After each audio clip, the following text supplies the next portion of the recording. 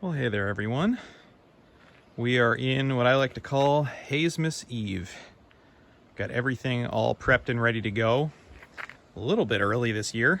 Thankfully, didn't have a lot of repairs to do, and maintenance was pretty straightforward, even though we had snow, snow in this driveway through the end of March, anyway, even into early April. So, let's see what the heck day is it right now. I think it's the 11th of May. It's a bit early to be ready, and currently waiting on some grass growth. I took some pretty haphazard video throughout maintenance season. I don't know, I was thinking I could splice it together into something, but it was pretty chaotic and didn't really show all-encompassingly what I was up to or what I was working on. But we have everything ready to go. I think really the only major, quote-unquote major repair I had was the spot where the pivot point on the bale thrower, or the attachment point for the bale thrower pivot, had to add some new pieces of metal, have that welded up, add some paint. Owesco in Conway did a wonderful job welding and attaching everything I had cut and drilled and lined up. Aside from that, farm doge. Aside from that, pretty straightforward. Fuel changes. I don't know, a couple minor things here and there. The tedder and the rake are already up at the field. That's the old tedder. I had the, trying this new tire on the mower to see if that can mitigate some of the trample problems. It's has the right load bearing and everything, and I painted up the rim for the right color. Or actually, it was just picked off a shelf, so I think it ended up being, I'd call that pretty close to Vermeer yellow. But my hope is that this will mitigate some of that trample problem I was having last year, because that tire doesn't stick out nearly as far. Still have the other one. Doesn't take much to change them, and if this doesn't work, I have a spare, so that's fine. Hi, Moose. Yeah, being a farm doge. So I don't know, what else is there to talk about? Yeah, it was kind of a slog of getting through stuff, and now I'm faced with a bizarre early season conundrum here, having some amazing early May. I guess we're into the almost middle third of May. Some amazing weather here. I've held off mowing anything just yet, but I'm kind of eyeing this upcoming weekend into the week to try some of the earliest hay I've ever mowed. Maybe I'll pop up to the field to talk a little bit more about the rest of that. I don't know. I don't want to make too long of a rambling video here, but it's been pretty much radio silence for me thus far. Before I go up there, I will say the 135 it's running so well right now. Knock on tractor. It adjusted the carburetor a bit the end of last season, and this thing is just purring. Like, and I finally got a new seat for it, so the ergonomics are quite improved. It's still doesn't have a roll bar or a canopy, and without power steering and being gas, it is a little bit tiring to drive on the steeper hills. Then again, I did everything with this tractor for my first 4 seasons. Love it to death. I'm determined never to part ways with it. So we'll see. Maybe I'll get it back in action a little bit more this year. But, by and large, the 275 and the 165 run everything. Held off on tire replacement on the 165 because I think there's some more life to be had in these. I wouldn't necessarily want to be pulling the whole Baler train up and down hills with it, but again, that's what those beefy tires are for, unless that tractor goes down. And this thing at the end of last year pulled this mower up and down hills just fine. So, I'd really love to see what a set of BKTs would look like on this, but it's hard to justify dropping $3,000 when I think I can get at least another year out of these. It's still great rubber. It's just all worn down from a lot of road wear. So, okay, I think I'll leave that there. Pop up to the first field and take a little bit of a look and discuss some of the things I'm thinking about. All right, so this is just up the hill. It's the first main farm that I do. It's really the only acreage near my house, so it tends to be the field or the set of fields that I start with. So I've got the tedder and the rake and all 4 wagons up here. And from experience, the yield of this field when it's early just varies so much.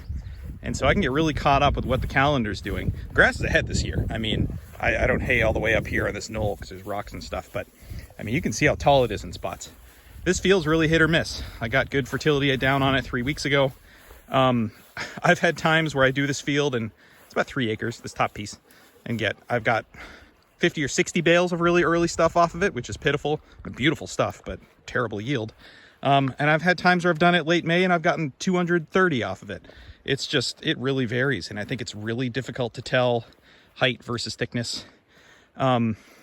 So I can almost already hear the comments coming about why not wait till it's prime. And because I'm entirely in the dry hay game and in New England, if I wait till the first field is prime, the last field will be so far gone by that it's comical. In fact, that might happen anyway, depending how much rainy weather we get. So I've spent the last couple hours looking back at all my records and trying to see what the averages look like. And I will say one thing about getting super early first cut off this field, and even some of the one down the hill, is that second cut comes back like crazy. So long as we don't have a way too dry or way too wet year. I've had times I couldn't get on this field for second cut because it was so wet, and other times that second cut was thin because it was so dry, like last year. But I've had times that I've gotten 90 bales of second cut per acre off of this field when I've gotten first off really early. And yeah, I mean, the more extreme the weather keeps being, the more that does feel like rolling the dice, but that's also farming.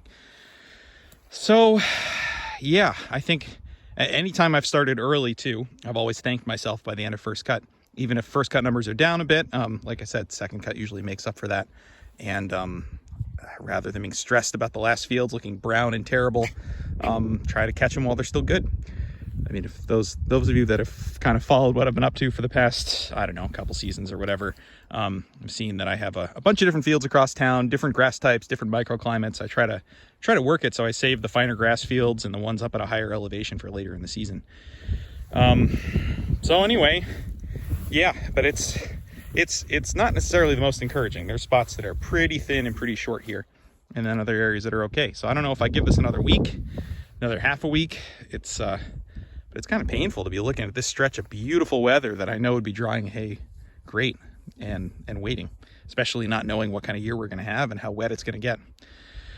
So to be determined. But at least looking at spreadsheets and looking at my records and trying to say, okay, what would it look like if I got a really poor yield of first off of this, but got second to come back really well? And financially, it comes out pretty similar. So at least there's that. So anyway, back down to the farmyard. This is where we do everything, working on stuff. Yeah, so remains to be seen when I'll get going. I'm certainly not going to force early hay if the weather's not there for it, but I've done it in 3 days before. I think the earliest I've ever mown is May 15th. I mean, you look at most people that are waiting for prime stuff, waiting till, very end of May, early June. But everything I just talked about, I think, holds up. If I were to wait, the late stuff would be comically late. But that being said, if we end up with not quite ideal weather, I won't push it. It's only if we end up with a long enough stretch that I think we'll get some good dry down. Having no conditioner on this mower definitely makes the early hay even more challenging with the stem moisture. But like I said, I've done it several times. Stream of consciousness, I am playing around more with the swath board on this too. Last year I got the swath board added just in time for the last field of first cut, and then second cut was so light it didn't really do much. But it also came with this wooden piece to extend it. Painted that yellow and put it on, and I'm curious if that'll help flop over and expose some of the underside to air. Yeah, because in New England, dropping it in a wide swath is nice, but if the understory is wet, which it often is, it's not going to do a whole lot of drying until you flip it. So I'm just curious how that'll do. It'll make a nice wide space for the next pass. Yeah, I don't know. Like I said, I've kind of filmed off and on some of the maintenance stuff. I really pour through everything. Ran the baler quite a bit and made sure every bearing was well lubricated and greased and things were running smoothly. Ran hay. Maybe I'll intersperse some of these random videos at the end of this, but all in all, everything just feels like it's a tip-top shape, which I guess makes me a little nervous. Figure what's gonna go wrong. So we'll see. Anyway, hopefully those of you that are gonna be at it soon or already making hay are having good luck and hope to be joining the circus. soon. Final stretch of the baler check. Greased the chains, lubricated everything, checked the pickup cam on the inside. Knock on wood, everything's seeming good. So we just have to check the plunger blades, but I think those are in good shape. Running pretty nice and smooth. Almost 50-year-old baler anyway.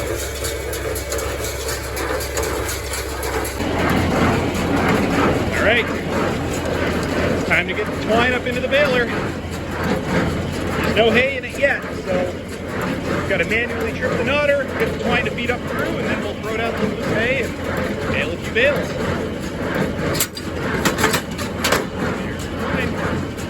Okay, time to do some rebaling. This is either 2, maybe 3 broken bales.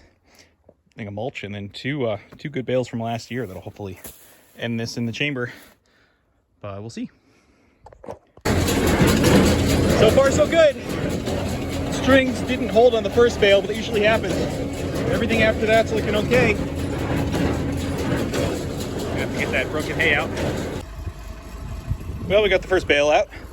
Got to clean up that first broken one, but so far so good. These all seem nice and solid. Oh yeah, nice. All right, 4 test bales ejected anyway, and then we've got another 1, 2, and a partial in the chamber. Counters being accurate. Things are tying well. Knotters look nice and clean and precise. I'm not complaining. The brand new belt that I put on the bottom definitely walked itself to one side while we were baling this a little bit. Oh, there's a stitching right there. So it's not disastrously, but I'm gonna see if I can tinker with that, get that to track straighter. You know, sometimes it takes throwing a few bales, I think, to figure out where it's gonna lay. Well, the tedder's all set to go. So we're gonna start to get some stuff out of the yard and parked up at the first farm that I do. 135's running nicely, knock on wood. This set of fields is a little bit closer to home, and this stuff's knee-high or better. Really nice color to it after fertilizing it 3 weeks ago. Oh, option paralysis.